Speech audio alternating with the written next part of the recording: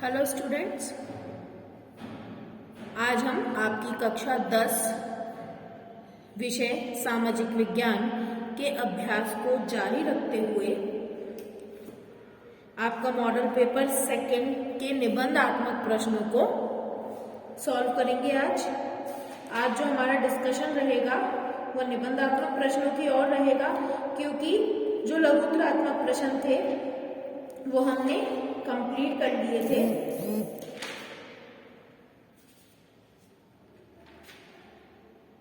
आज हम करेंगे निबंधात्मक प्रश्न।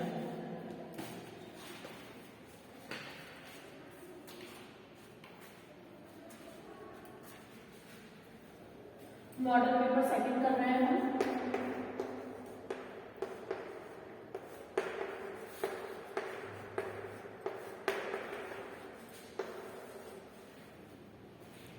मॉडल पेपर सेकंड के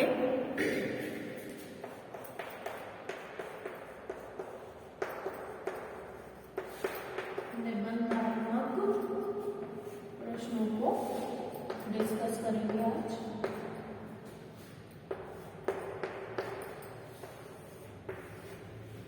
ठीक है, निबंधात्मक प्रश्न जो आज अपन करना स्टार्ट कर रहे हैं उसमें सबसे पहला प्रश्न है, रूमानीवाद से आप क्या समझते हैं?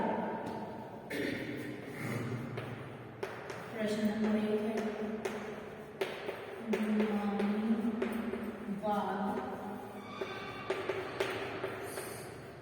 से आप क्या समझते हैं? इसके आगे कंटिन्यू हो रहा है क्वेश्चन। रूमानीवाद ने राष्ट्रीयता की धारणा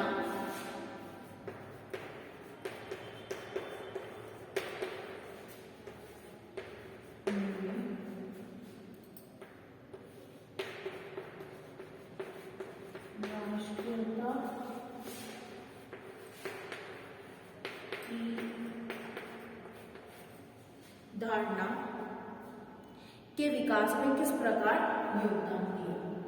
धारणा के विकास में किस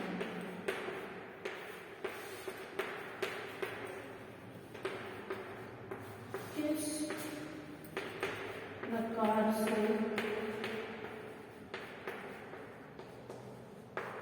योगदान दिया? ये क्वेश्चन है। रूमानीवाद से आप क्या समझते हैं? रूमानीवाद ने राष्ट्रीयता की धारणा के विकास में किस प्रकार योगदान दिया? ये क्वेश्चन है। इसका आंसर अपन डिस्कस करेंगे और आप लोग नोट करोगे इसका आंसर। क्वेश्चन लिख लिया होगा आपने, आंसर लिखें। यूरोप में राष्ट्रवाद के विकास में, यूरोप में राष्ट्रवाद के विकास में संस्कृति के योगदान की महत्वपूर्ण भूमिका रही। यूरोप में राष्ट्रवाद के विकास में संस्कृति के योगदान की महत्वपूर्ण भूमिका रही। यूरोप में राष्ट्रवाद के विकास में सांस्कृतिक जुड़ाव को, यूरोप में राष्ट्रवाद के विकास में सांस्कृतिक जुड़ाव को रूमानीवाद नाम दिया गया। रूमानीवाद नाम दिया गया।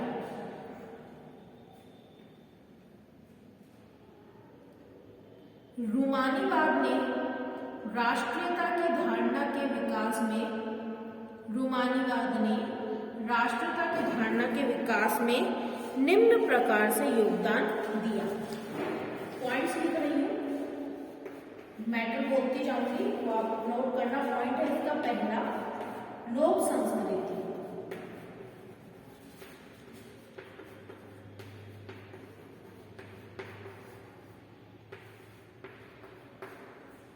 लोक संस्कृति, इसमें लिखिए आप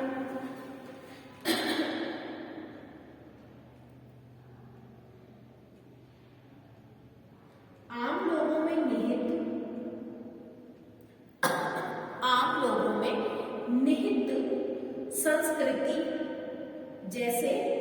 लोक संगीत, लोक काव्य, लोक नृत्य,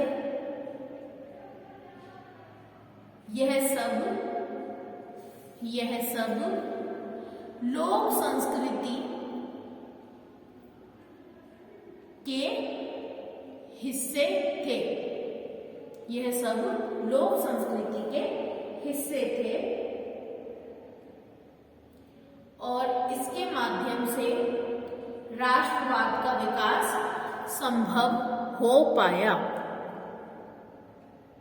इसके माध्यम से राष्ट्रवाद का विकास संभव हो पाया।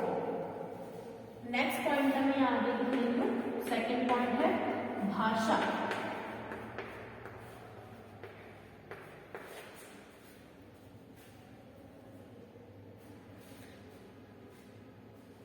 पोलैंड में राष्ट्रवाद के विकास में पोलिश भाषा को जबरदस्ती हटाकर रूसी भाषा लागू करने के कारण पोलिश भाषा को हटाकर रूसी भाषा जबरदस्ती लागू करने पर राष्ट्रीयता का विकास हो पाया। पोलैंड में पोलिश भाषा को हटाकर रूसी भाषा को जबरदस्ती लागू करने पर लोगों ने इसका विरोध किया तथा सभी ने एकजुटता से राष्ट्रीयता को अपनाया।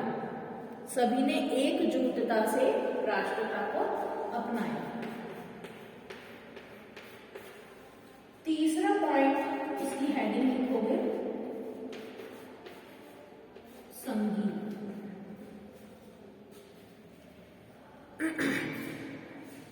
इसमें लिखो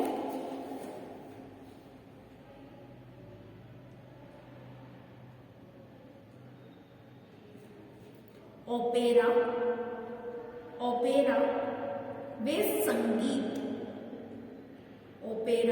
वे संगीत के माध्यम से राष्ट्रीयता को जन जन तक पहुंचाया गया तथा सामान्य जनता के मन में राष्ट्रभाव को प्रज्वलित किया गया।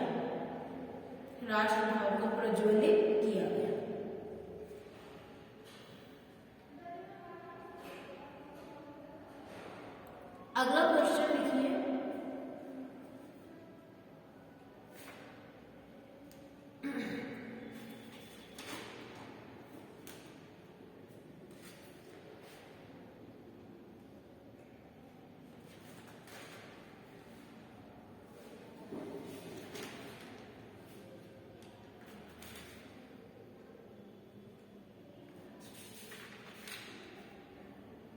विभिन्न तरीकों का वर्णन कीजिए।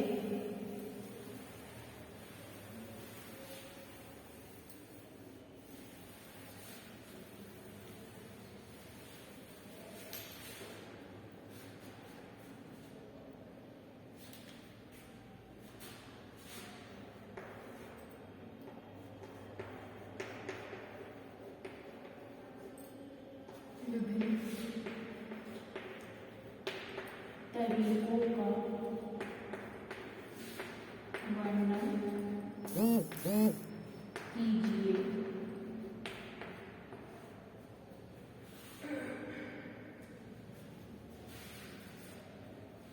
जिनके माध्यम से भारत में महिलाओं के साथ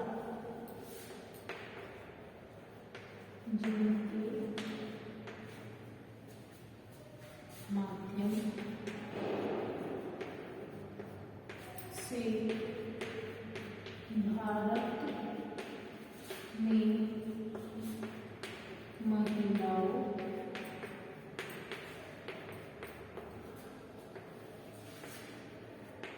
के साथ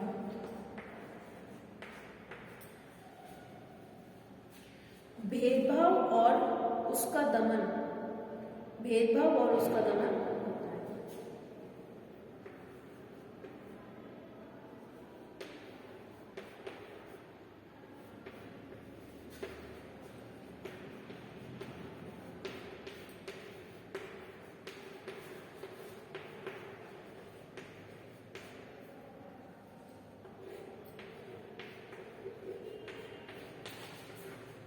क्वेश्चन नजर आ रहा है आपको? विभिन्न तरीकों का वर्णन करो जिनके माध्यम से भारत में भेदभाव और उसका दमन होता है।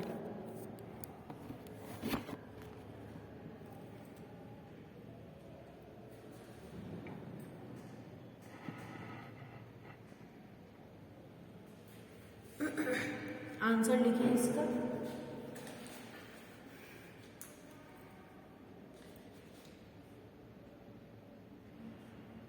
भारत में स्त्रियों के साथ, भारत में स्त्रियों के साथ निम्न प्रकार से भेदभाव किया जाता है, निम्न प्रकार से भेदभाव किया जाता है।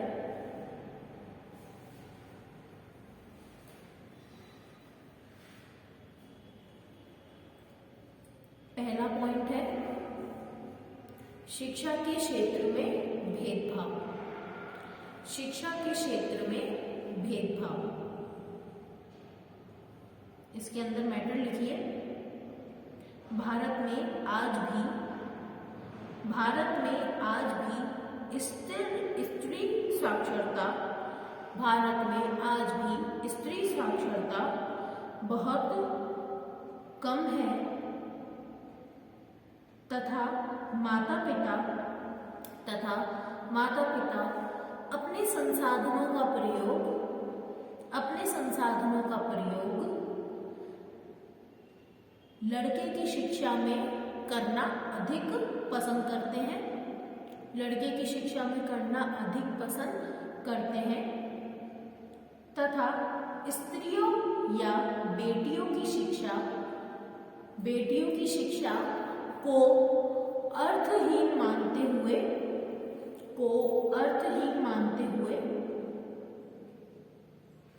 उस पर व्यय को व्यर्थ समझते हैं, उस पर व्यय को व्यर्थ समझते हैं। पॉइंट नंबर 2 लिखिए। उच्च पदों पर स्त्रियों की कम संख्या,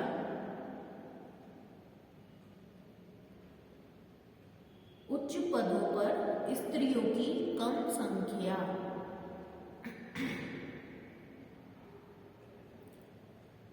भारत में आज भी यह देखा जाता है कि उच्च पदों पर कार्य करने वाली स्त्रियों की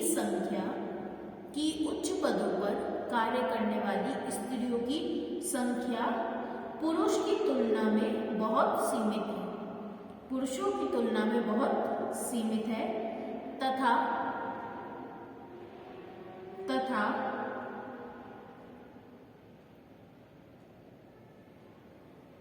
इस संदर्भ में समाज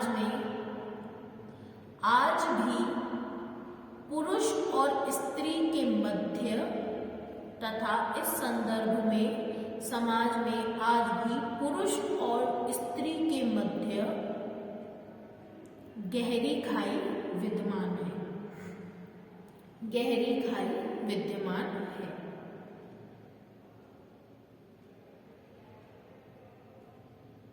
नेक्स्ट पॉइंट की हेडिंग लिखिए।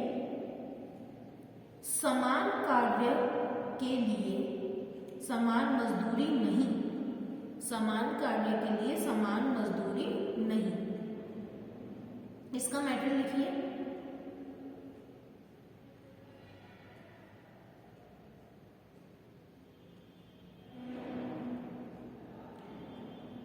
कार्य के क्षेत्र कार्य के क्षेत्र में अनेक स्थलों पर यह देखा जाता है, अनेक स्थलों पर यह देखा जाता है कि स्त्रियों को पुरुषों की तुलना में, कि स्त्रियों को पुरुषों की तुलना में कम वेतन प्रदान किया जाता है। यह भी एक आधार है जिसके माध्यम से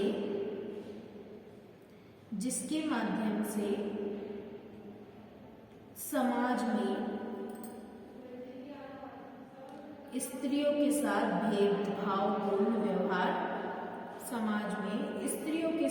भेदभावपूर्ण व्यवहार किया जाता है।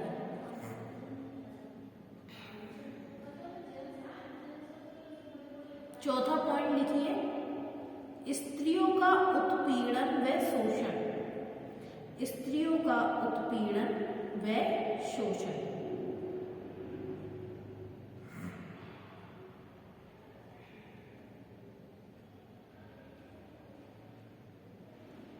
वर्तमान युग में आए दिन हमें समाचार पत्रों में या फिर न्यूज़ चैनल्स पर स्त्रियों से संबंधित उत्पीड़न तथा शोषण और हिंसा जैसी खबरें पढ़ने को मिलती हैं। स्त्रियों के प्रति उत्पीड़न, शोषण और हिंसा जैसी खबरें पढ़ने को मिलती हैं। उनके साथ में घरेलू हिंसा, बलात्कार, मारपीट, गाली गलौज जैसी प्रतिक्रियाएं हिंसा का उदाहरण है, जो कि स्त्री के प्रति समाज के भेदभावपूर्ण व्यवहार को प्रकट करती है। ठीक है, ये हो गया आपका क्वेश्चन का आंसर कंप्लीट।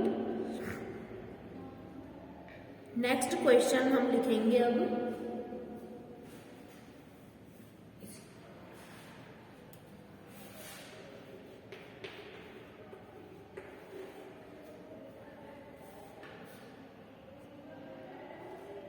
भारतीय रिजर्व बैंक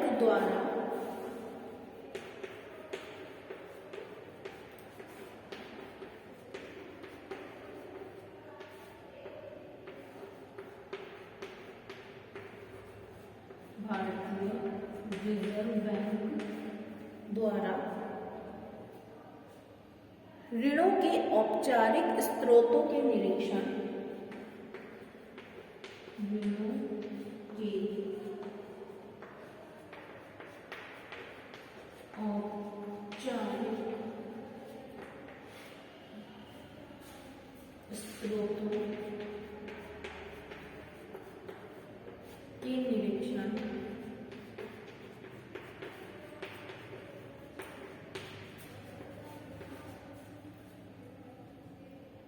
की आवश्यकता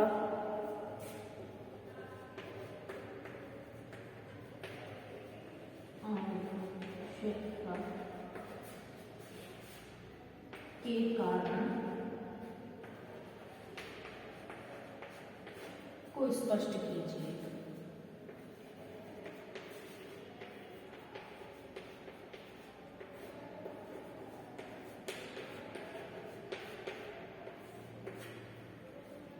क्वेश्चन नोट कर लीजिए आप। भारतीय रिजर्व बैंक द्वारा ऋणों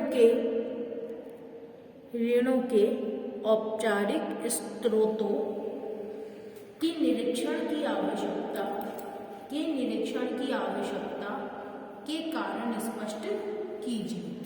यानी ये क्वेश्चन में क्या पूछना चाह रहा है कि भारत का जो केंद्रीय बैंक है, रिजर्व बैंक, उसके द्वारा जो ऋण उपलब्ध करवाने के औपचारिक स्रोत हैं, ऋण उपलब्ध करवाने के औपचारिक स्रोत कौन से हैं? व्यापारिक बैंक सारे। तो यहाँ क्वेश्चन कह रहा है कि ये जो व्यापारिक बैंक है उनके निरीक्षण यानी निगरानी, उनके कार्यों की देख रेख का काम रिजर्व बैंक को करना चाहिए, इस बात की आवश्यकता क्यों महसूस होती है? ऐसे क्या कारण है जिनके माध्यम से हम कह सकते हैं कि जो रिजर्व बैंक है उसको व्यापारिक बैंकों का निरीक्षण करना चाहिए। ठीक है, इसके आंसर में आप पॉइंट्स करो, मैं बता रही हूँ।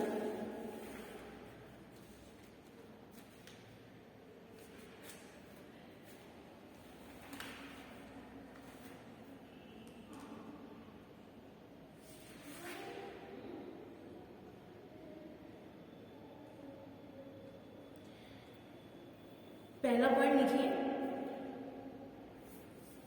औपचारिक बैंकों द्वारा नीतियों का पालन सुगठित रूप से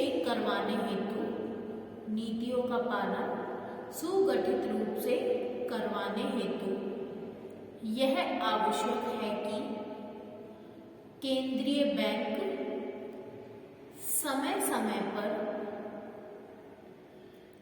अन्य बैंकों का निरीक्षण करे।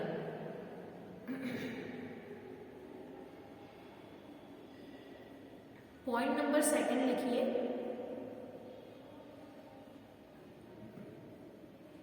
औपचारिक बैंकों द्वारा ऋण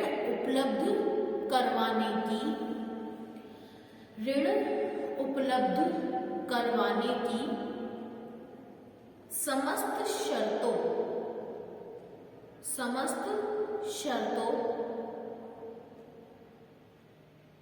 का परीक्षण रिजर्व बैंक द्वारा किया जाना आवश्यक है, ताकि अन्य व्यापारिक बैंक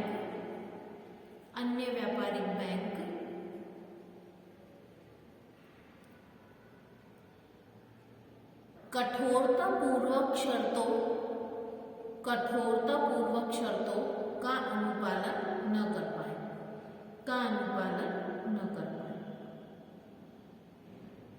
और तीसरा पॉइंट लिखिए, समस्त व्यापारिक बैंकों द्वारा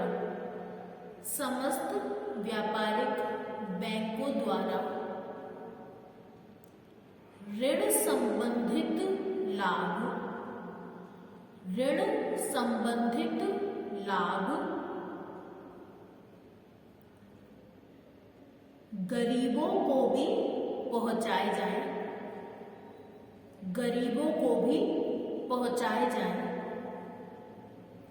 इस कार्य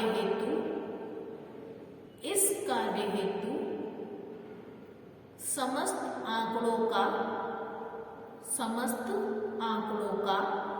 संचयन एवं परीक्षण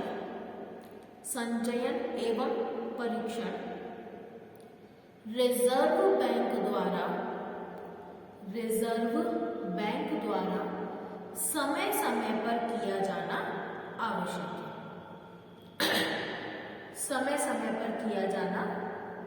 है।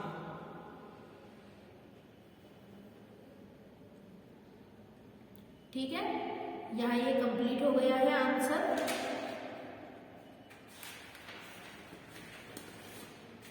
अब आप नेक्स्ट क्वेश्चन लिखेंगे।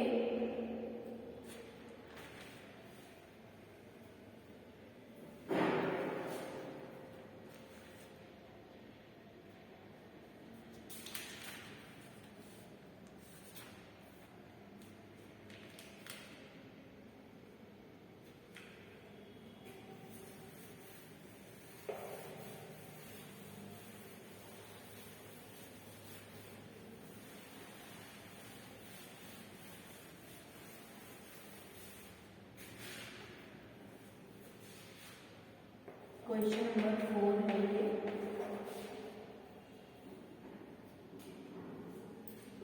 सविनय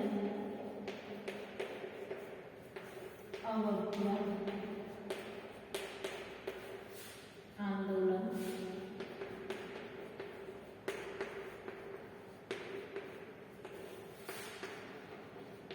किन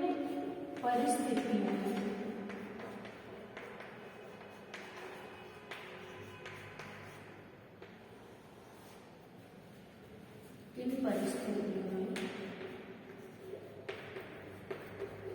गया।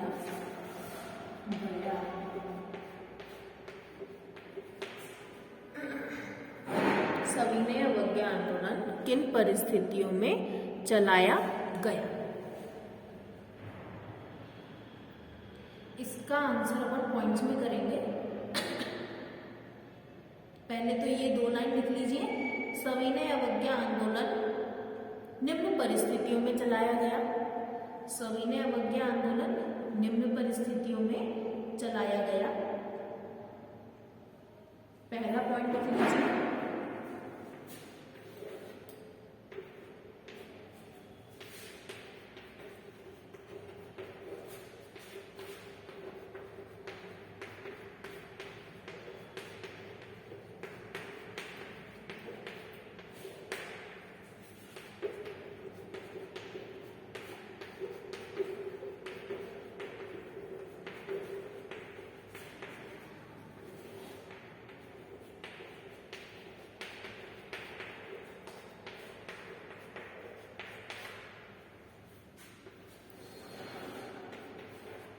पहला पॉइंट है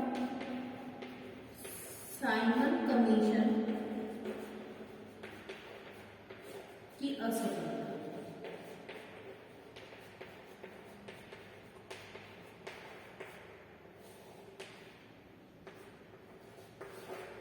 साइमन कमीशन की असफलता। दूसरा पॉइंट है पूर्ण स्वराज्य की मांग। पूर्ण स्वराज की मांग।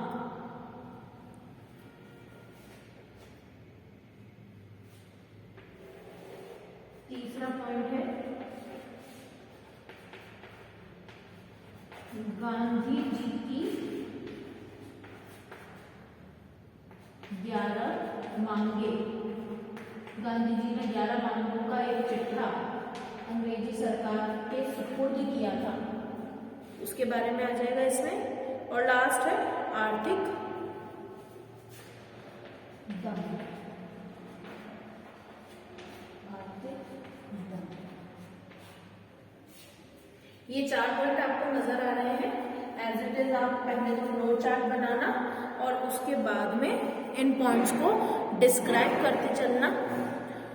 तो ये आपका होमवर्क रहेगा कि आपको इन 4 पॉइंट्स को डिस्क्राइब करना है। होमवर्क डाल करके आप नोट कर लीजिएगा। मैंने पॉइंट्स लिखवा दिए हैं आपको कि ये जो 4 पॉइंट्स हैं इन्हें आपको डिस्क्राइब करना है। किसमें क्या आएगा, किस प्रकार से क्या कारण थे जिसकी वजह से ये सविनय अवज्ञा आंदोलन हुआ। ये सारे पॉइंट्स आपको पहले इसी तरीके से फ्लो चार्ट बना करके शो करने हैं और फिर इनको डिस्क्राइब करना है। तो ये आप होमवर्क में नोट कर लीजिएगा। और एक और क्वेश्चन आप नोट करेंगे होमवर्क में। जल्दी से क्वेश्चन लिखिए। जलियांवाला बाग